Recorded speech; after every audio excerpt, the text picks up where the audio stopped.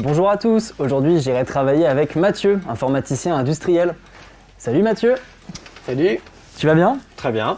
Super. Alors aujourd'hui on est avec toi pour que tu nous parles un petit peu de ton métier, mais avant tout est-ce que tu peux nous parler un petit peu de ton parcours? Alors moi du coup je suis sorti d'une école d'ingénieur, j'ai été recruté et ça fait 7 ans maintenant que je travaille ici.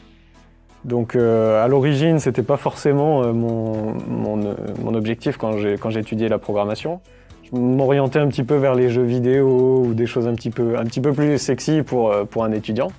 Et finalement quand on commence à programmer des logiciels de suivi de process d'usine, on retrouve un petit peu les mêmes problématiques et tout ça qu'on a pu voir dans la programmation de jeux vidéo par exemple. Donc tu travailles sur des logiciels qui vont être similaires avec lesquels tu aurais pu travailler aussi dans le jeu vidéo. C'est pas forcément que c'est similaire, mais c'est qu'en fait tous les langages de programmation qui sont utilisés restent les mêmes.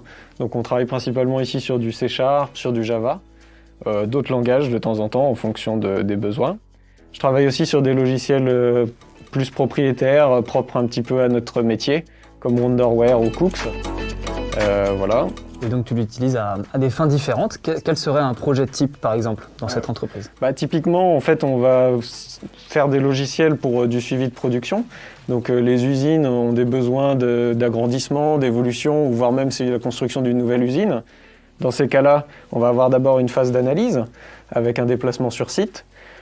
Pour aller faire des réunions, discuter avec le client, bien cerner le besoin, c'est surtout ça qui est important. Une fois qu'on a ce cahier des charges, on va pouvoir réfléchir à la technologie, le logiciel à utiliser chez eux. Arrive une phase de développement plus ou moins longue en fonction du sujet, ça peut durer de 1 semaine à 2 ans sur des très gros projets.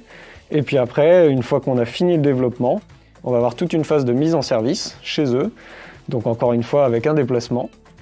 Qui va permettre à la fois de tester le logiciel avec le client, une montée en puissance de l'usine progressive et toute la partie formation en fait, du personnel dans l'usine à l'utilisation de leur nouveau logiciel qu'ils viennent d'acheter.